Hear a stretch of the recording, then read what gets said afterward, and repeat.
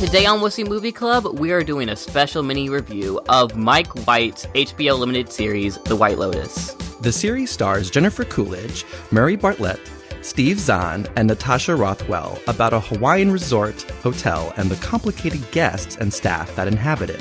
And joining us today to break down the fashion, the herstory, and the queerness of The White Lotus is our producer and WUSSY editor, Jon Dean. So I know what we all been watching lately. Mm-hmm. Cue the theme song.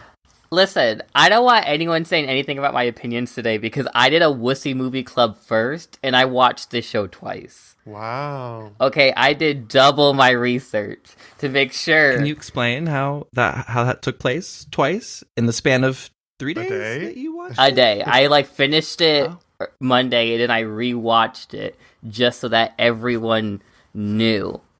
I came prepared. Okay. That means you must have enjoyed it. Just gonna say. Okay. Interesting. That's a take. That is a take. What is our takes? What are we? How do we feel about The White Lotus season 1? It was supposed to be limited. There's going to be a second season. We'll get into it. There's some deets on that. Daniel looks very confused, but we will let him know what that entails. But how do we feel about this first season of Mike White's new show? Why don't we start with Jon? How are you? I am very excited to talk about this. I've had way more conversations about this 6-episode show in the last 48 hours than I have about any movie or TV show that's come out in the last 5 years, I feel like, besides maybe Game of Thrones. But yeah, it's all anyone's talking about, and I think it is worthy of a discussion and a deep dive and open to a lot of different interpretations. I was very excited about it because Enlightened, Mike White's previous show with Laura Dern, is one of my favorites of all time. And don't look at me like that, Johnny. I was looking at Daniel like that because I told Daniel you love that show, and he's like, I don't know. I'm like, no, Jon loves Mike White. I meant it nicely. I am here to defend his honor and the honor of the show. I think you can come for the Jennifer Coolidge and stay for the great performances by other people like Murray Bartlett, Natasha Rothwell. There's a lot to dive into. I think it fully knows what it's about and dives into all the different kind of takes on class and privilege from a lot of different perspectives. And what he does so well is depict complicated, flawed characters on both sides, from the people that are working at the hotel to the people that are visiting the hotel. Adds a sense of pathos to all of those characters to where it's really hard to pick a favorite almost, or to fully fall on one side or the other. So yeah, I'm ready to talk about it. Yeah, Daniel, how do you feel about? So I have to break it down. Yeah, I have to break it down in the sense of in both watchings, I loved episode 3. Episode 3 was everything for me. I was dying laughing both times in episode 3. Episode 1 and 2, very problematic, very messy, needs a lot of cleanup. And then the last 3 episodes should have been the first 2 episodes.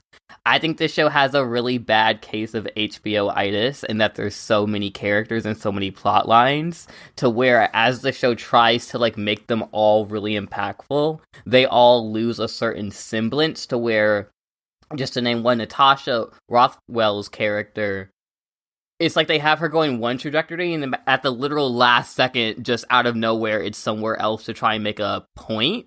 But the way that they got to that point isn't very grounded. And that's because the show was trying to make so much room for the politics of the story.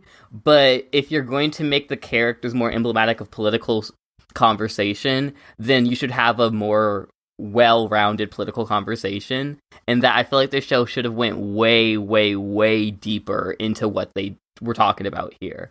Now that I know that it's a season 2, my mind is somewhat changed, and I feel like this is a good starting off point. But as Let me just really tell you real quick, season 2 will not include anyone in the first season. Oh, well then never mind. They didn't go far enough. at all. At all. I don't know. I feel like they should have went way deeper and they saved all of that for like episode 5 and 6.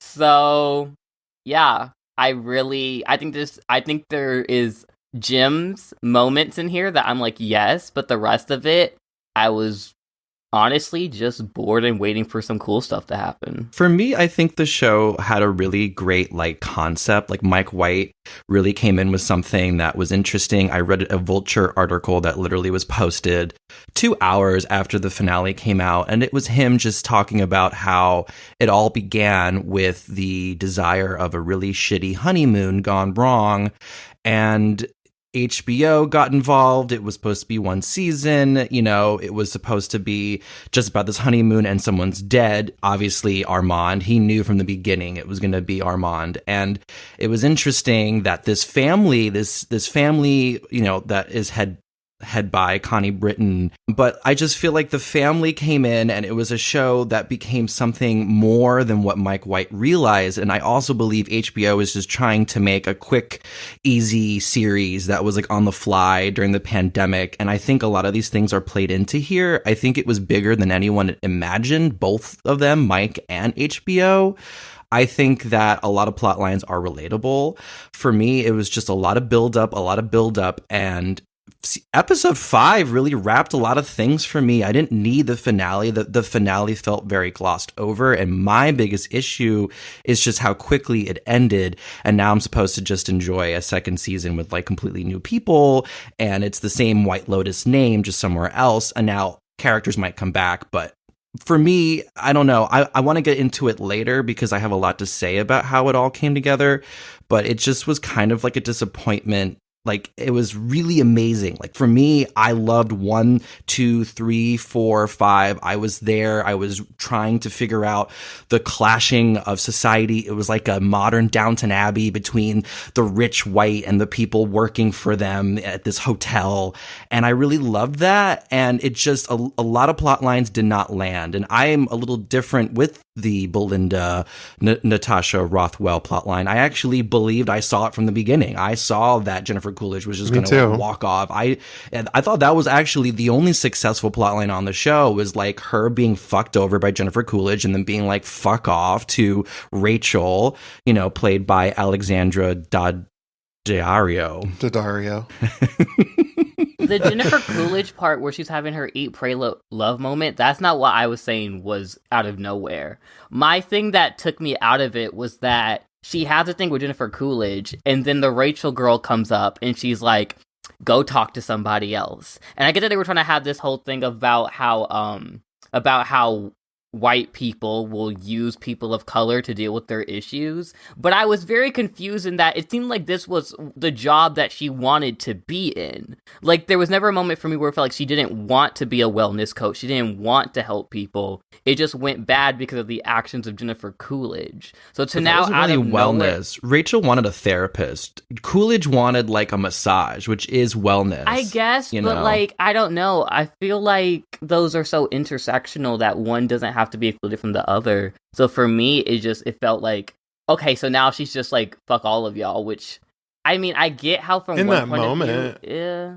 Wouldn't you be in that moment though? Like, she put all her eggs in that basket thinking that Tanya was going to like change her life, and, you know, devoted Tanya's whole trip to really being there with her and going to dinner with her and all this stuff, all to get what she wanted. And in a way, it shows the flaws in her own character. I mean, the ways that we will bend ourselves and let ourselves be used in order to try and get what we want too. I mean, that like circling around privilege and money to try and get what we want, you know, it's ultimately, like, I did see her getting fucked over throughout the whole season, and you're just kind of like cringing knowing that like, this is not going to work out. But that is how the real world works. And I think if it had ended any other way for her, it would have been unrealistic. And I do agree that there were some aspects for me of the finale that were a little disappointing, partly because I do think Jennifer Coolidge's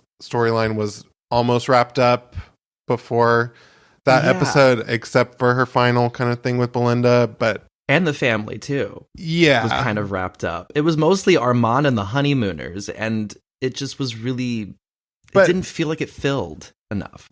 And I think a part of that is because there are no real happy endings for most of these characters, and nothing is truly resolved in the same way real life is. Like, it's always a little bit muddy. Like, I was surprised with the fact that, like, Rachel went back to Shane at the end, because the whole season, you're thinking Shane's going home by himself. He's sitting alone at the airport. She's going to leave him, and you're just waiting on that to happen. So, like, her going back to him fucking sucks, but that is how a lot of people really are. I mean, that's it was really not filmed well. That's really at all. interesting. Honestly, the moment Rachel goes back to Shane was not really well done. It was like we saw this first scene of the first episode of Shane at the freaking airport waiting to go on and yelling at this couple, and then it just ends with, I think, like, the time is literally like 2 minutes. We see her coming in and realizing a huge decision that she's been battling many episodes, and just quickly is diving into this. The performances to me felt very flat. Like, I is like true to life, though. That is a gut It punch. wasn't. Not today. Who's doing that today?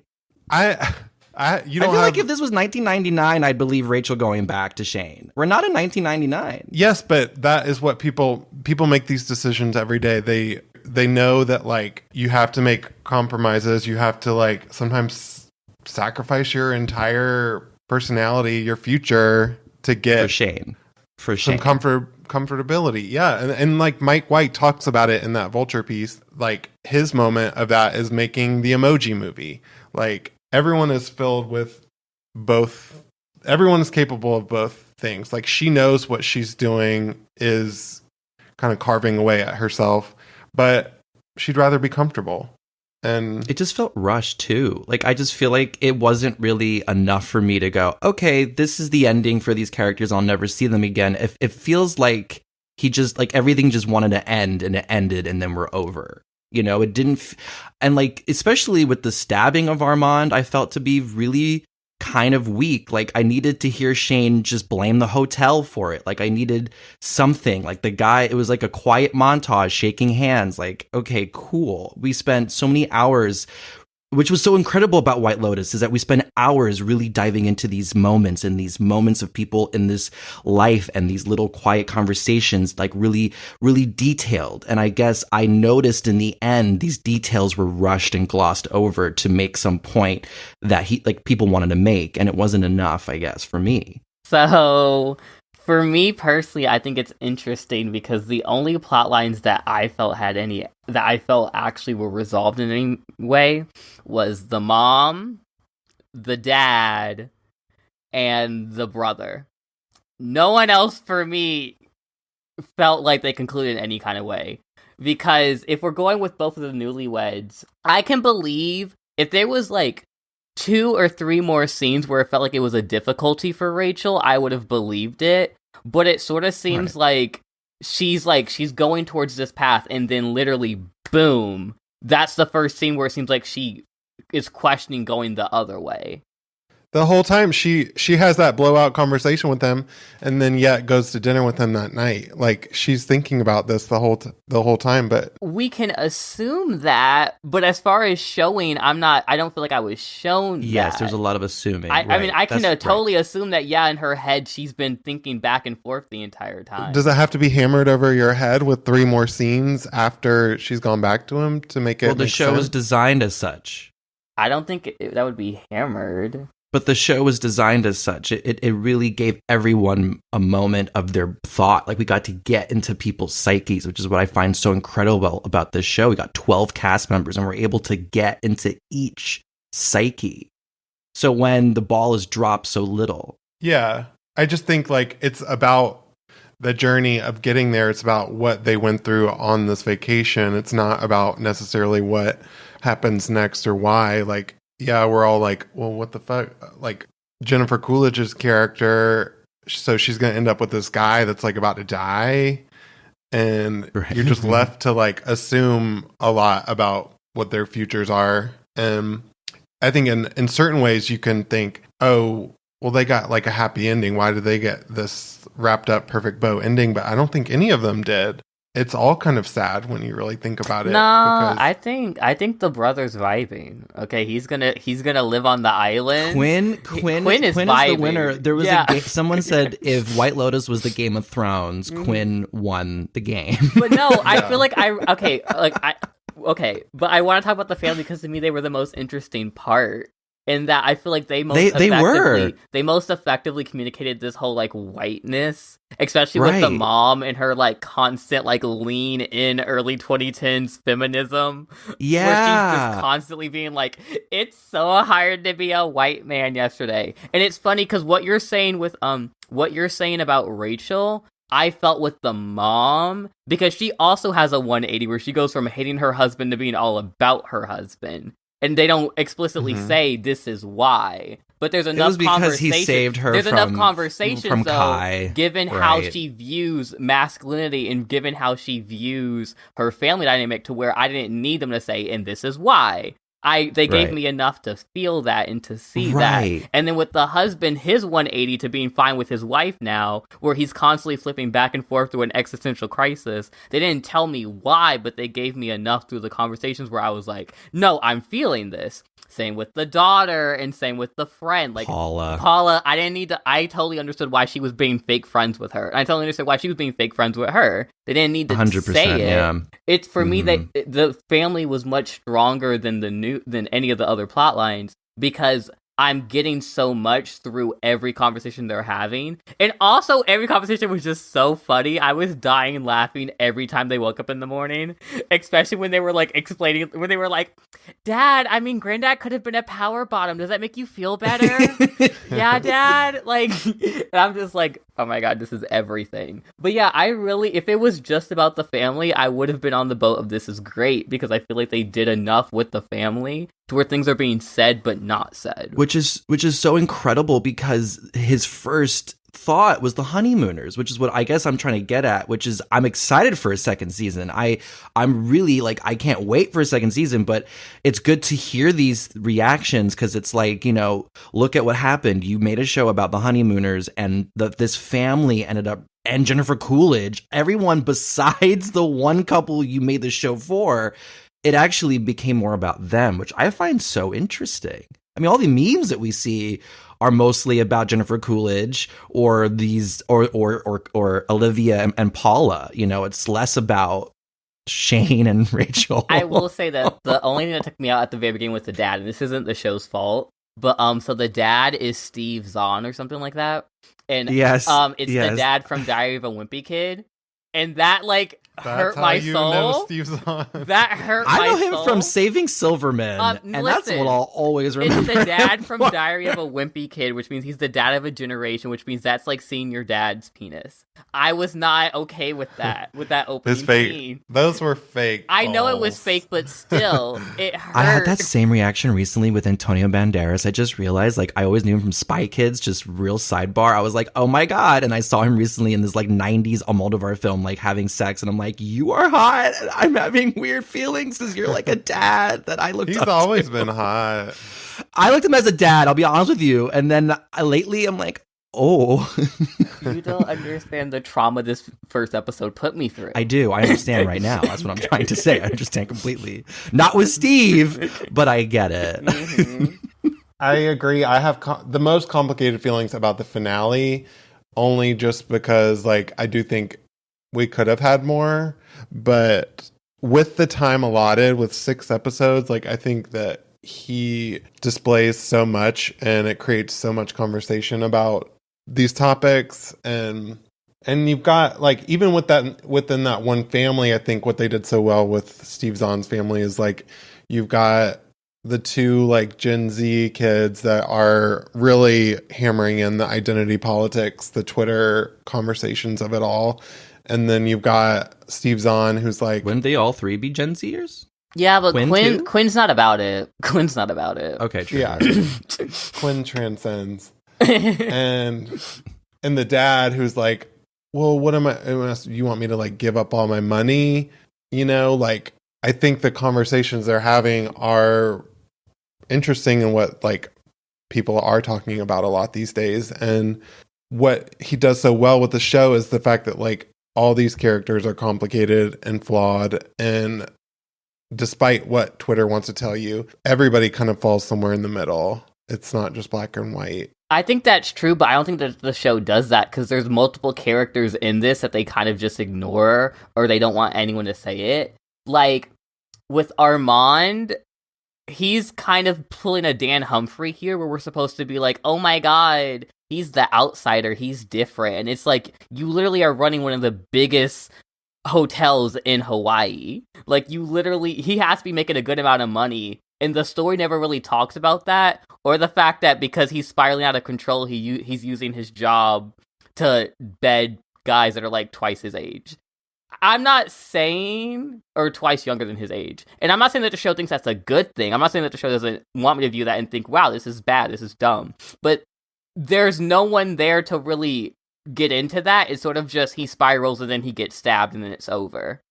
I felt like he was sympathetic as in parts, as well as all those things, when Jake Lacey's like harassing him and he's trying to like keep it all together. You do feel bad for him, and we've all been there at different jobs. Like, he does these horrible things, yes, like all of the characters do, and you kind of know, like, looking back on the show, I'm like, yeah, of course the show, like, of course this built up to this moment where Jake Lacey stabs him and then walks out of the hotel and has no consequences. Now that I think about it, I kind of wish that Natasha Rothwell's character would have had her "I'm done with y'all" moment like an episode or two earlier, so she could have just came at everybody, including Armand. Yeah, but then that would have wrapped up too quickly. No, I don't think so. I'm not saying she needs to like literally go across. I'm not saying she needs to literally go across the hotel to every single person.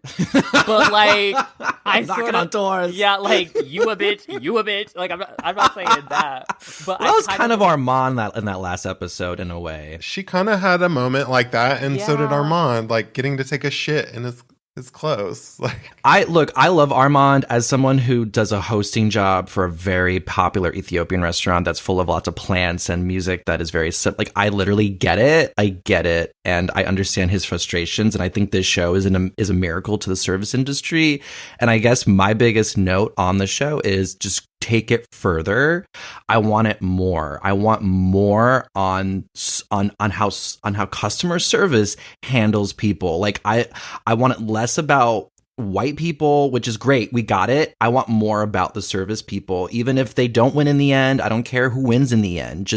And it's a kind of a note on what Daniel was saying. Like, it needed to go just a tad deeper. It was like just like skimming the top. Yeah, because by the end of it, it's like they're just brushing up to acknowledge, hey guys, we have a Twitter. We've seen the conversations. And it's like, great, I love that you've seen the conversations. But what are you adding to it?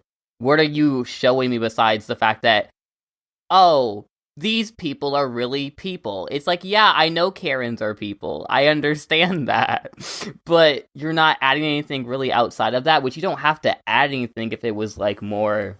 If it was like, if there was anything for me to sink my teeth into. But as far as the direction goes, I mean, it's perfectly normal HBO quality. I feel like the acting was fine. You know, there's nothing else besides this political conversation for me. And so in that, and then also personally speaking, I would have preferred if there was at least one or two people of color in this cast who had money.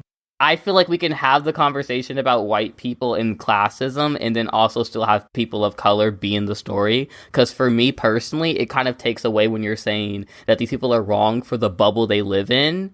And then it almost feels like you're going out of your way to facilitate that bubble. Because I'm supposed to believe that there's not a single person of color who wanted to stay at this hotel besides Paula. There's not a single couple who had any means of money besides Paula, who had a rich friend. I get what you were trying to say, but you didn't have to say it in that way, personally, for me.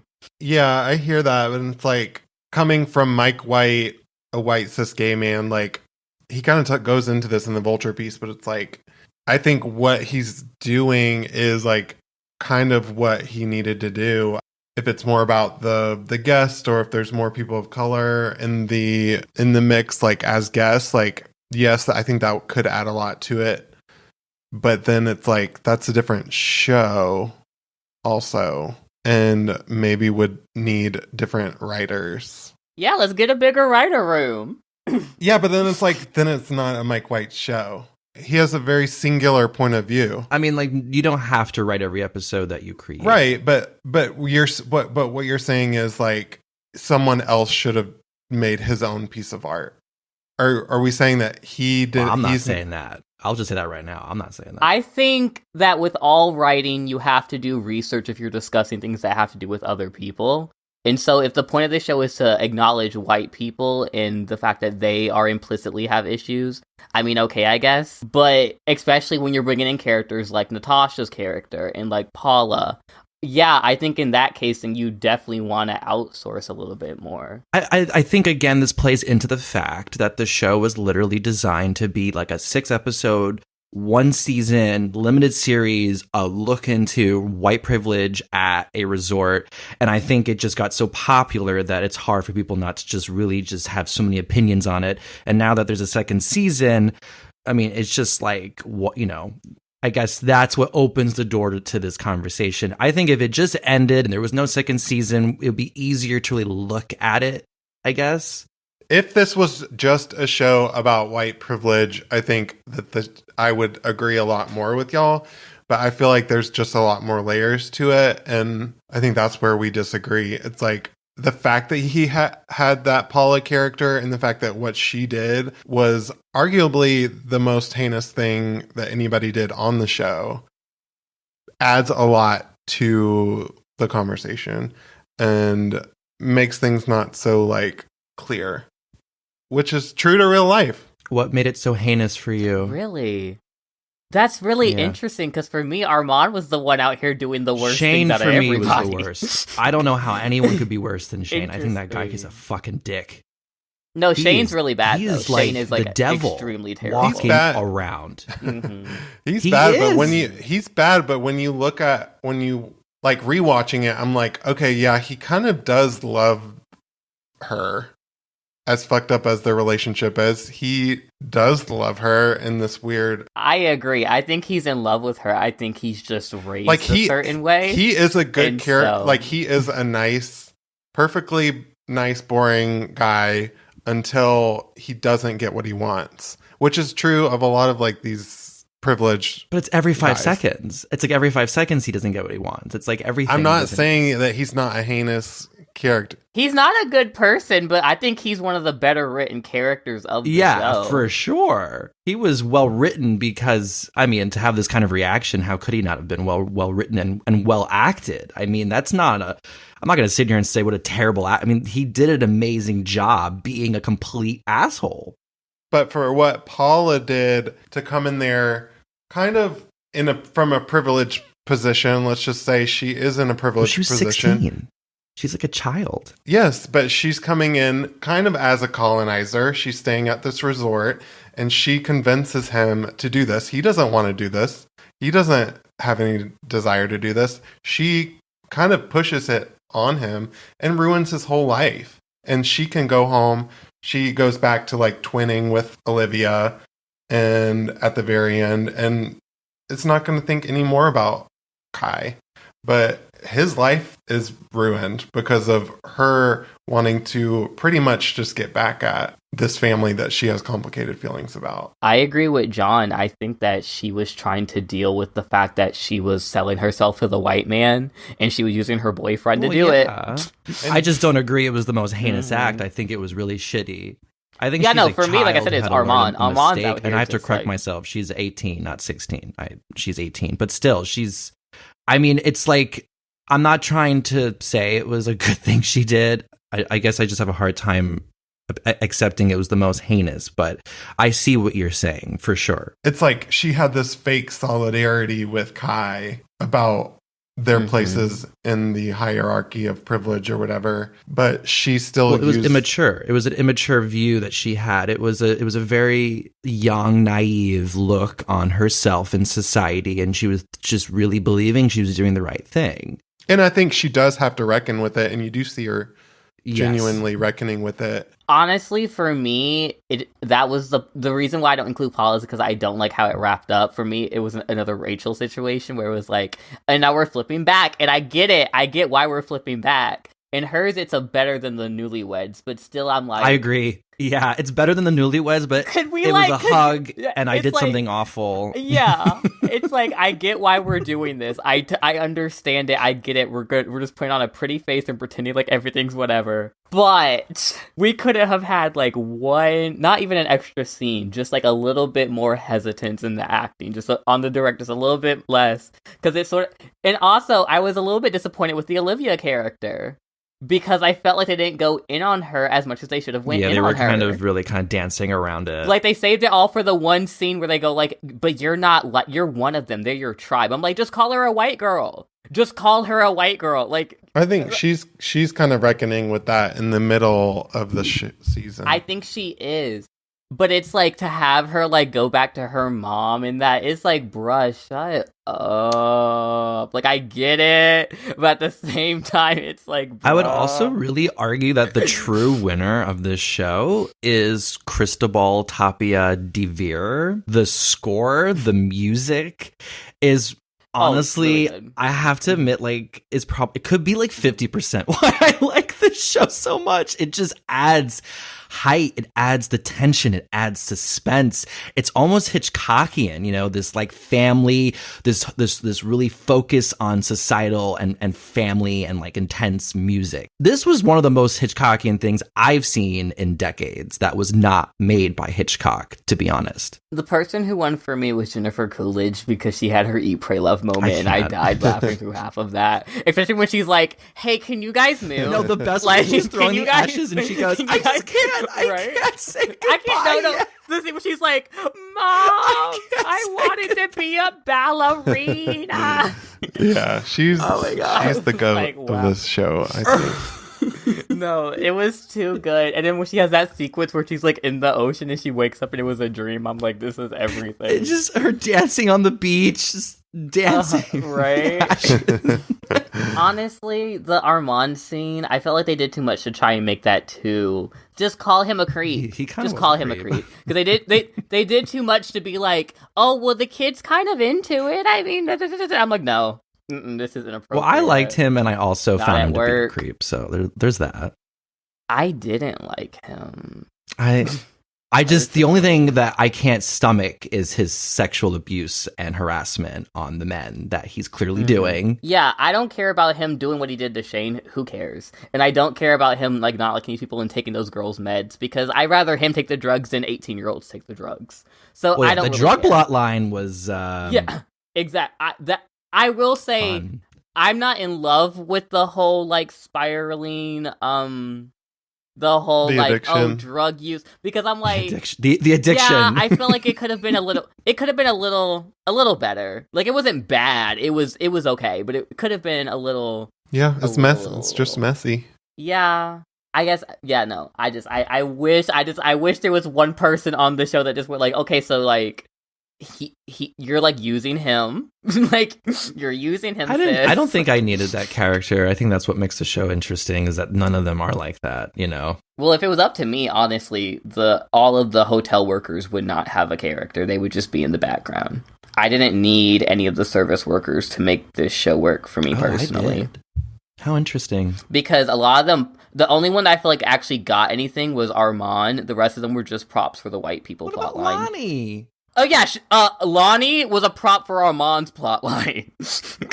I have a feeling we're going to see more of Lonnie in a future season because people will cross over, but it's more likely going to be, if anything, a guest or one of the workers because it's the same hotel. Like, think of it this way. It's like you're being relocated. Like any one of them could be relocated to this location of the White Lotus. I feel like if they would have done more, I would have been down with it, but Armand's the only one who really got like his time in the sun to like really make it breathe. Whereas Lonnie just comes in the first episode. He just real quick made that about him. He's like, oh my god, I didn't know she was pregnant. It's like, okay. That was the point. I know. I'm aware. You are already saying there's too many characters. That's why I said get rid of them. There's too many. So what do we think? What do we think season 2 will be like, knowing that it's a different location, same resort name? I guess the cynicism in me is like feels like he's gonna go on Twitter see what everyone's been saying, maybe listen to the podcast, and then he's gonna just take all of that, legit, put it into season 2. If he was smart, he would. You guys don't understand. No, it was all part of the plan. Yeah. or he'll be like, I learned. The first season was a learning curve. I mean, he's already basically saying that. That's honestly, in a way, what he's like kind of saying without. He's gonna open up with some girl getting box braids on the island, like. No, I think he is aware of the fact that this show and the endings specifically are going to be pretty divisive, and all good art is like. I think this conversation proves that it is a worthwhile show because it does drum up a lot of like serious conversations. And I don't know, for season 2, I'm hoping that Jennifer Coolidge's man dies, and so she realizes she needs to go back to Belinda at the White Lotus, and they have a reckoning there. And like Belinda needed to be relocated because she's so tired of the Hawaii location that Jennifer Coolidge is literally is just looking for her. No, she like searched her out. I think Jennifer Coolidge is gonna come back, and she's gonna come back, and Belinda's gonna be running the hotel. And she's gonna be like, "Bitch, I don't need you anymore." Yeah. I do feel like that, or Shane's on another honeymoon. Like I don't know. There's a lot of interesting ideas you could think of. They don't need to bring back Shane or them back. Or the I don't think they're going to bring them back.